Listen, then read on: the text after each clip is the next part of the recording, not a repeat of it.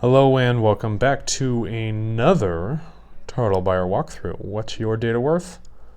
I don't know. Find out. It's probably junk because you haven't been using Turtle. But in all honesty, start using source data because it's going to make a big difference for you into the future. So today I want to talk about something important, right? And that is the digital wallet within the system. So with Tartle, we operate in cryptocurrency because we found that because the borderless nature of cryptocurrency means people, regardless of country, can have their own digital wallet, which means they can be their own bank, opens up the options and the populace for people that we can actually buy information off of. So what does that mean? So that means if I at first was looking to get information off a populace of, say, people in Kenya or Nepal or certain places in Russia or Europe that didn't have access to banking, or something would have happened, or they didn't have the ability but to open up a bank account, but they do have access to the internet, it means that by them having a Tartle account, that means you now have access to their source data. You have the ability to transfer funds and value back and forth to these people, which incentivizes them to give you that information that will help you make decisions on a global level rather than a smaller micro level that was only possible by using, say, certain fiat currencies like the US dollar, the euro, or the British pound, Kiwi, doesn't matter, Russian ruble. We found that the benefits of Bitcoin when going to buy information have far exceeded and the ability of fiat currencies, and they've also opened up the option for a global marketplace, which is important for data. This is something that we didn't have before, and we don't have to worry about the issues of exchange rates back and forth, and we certainly don't have to worry about the issue of taxes, right? Nothing like getting quality digital asset information tax-free from people. I mean, like, that's what we're looking for. Seems like a real win here.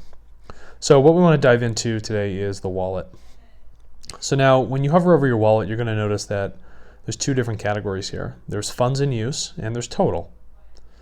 So now the design of this is important because when we're looking at our funds in use, what that's saying is if I have current bids that are out in the system,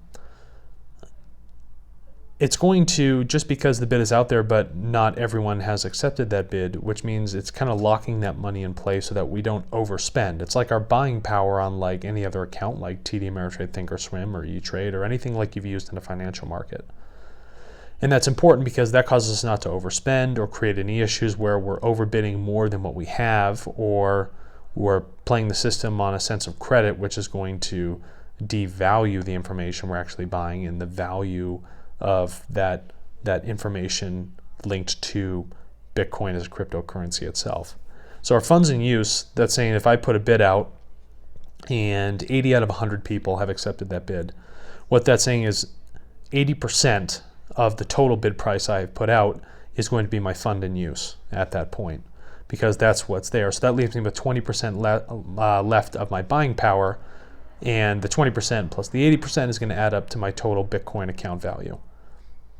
So that tells me how much in total, after every 24-hour period, what I can spend or what I cannot spend.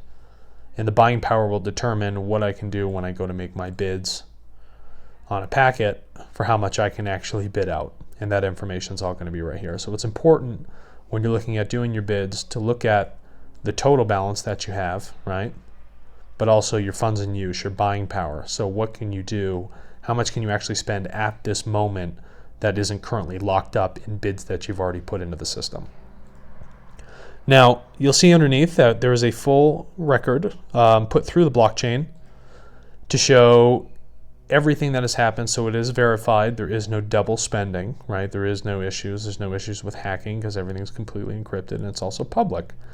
That way we all know that back and forth this information was bought once and people aren't doubling down on it or creating some sort of false record of themselves, that this in fact did happen, and this node that we have running is being verified by the entire blockchain network to say that yes, this transaction of Bitcoin for this packet, whatever it might be, social network packets 1 or insurance packet 2, did in fact happen here on the system, and this is important, right? And this will be your transactional record, so you can have this for whatever accounting purposes you want to have, or just to check your own quality, your quality control check when you're looking at how your bids are going through and what you're doing. And you can also trace your habits on how that works too. Now, if we need to deposit cash into the system, it's pretty easy. TARTLE is tied in, and we have links to all of the major exchanges, and all you got to do is take your credit card and purchase whatever on your company card, how many Bitcoin you want to do, so that you can start buying that information. And when they ask you when you're buying that Bitcoin, where do you want to deposit it, you just either scan the QR code, or you can have them deposit it directly in here to this address by copying it, and you will see that deposit within 20 minutes directly here in your total balance of Bitcoin. That way you can start using that for bids. Now, because this functions as a wallet, you not only have the ability to deposit cash, but you have the ability to withdraw. So if we need to withdraw, we would just paste in the recipient's address.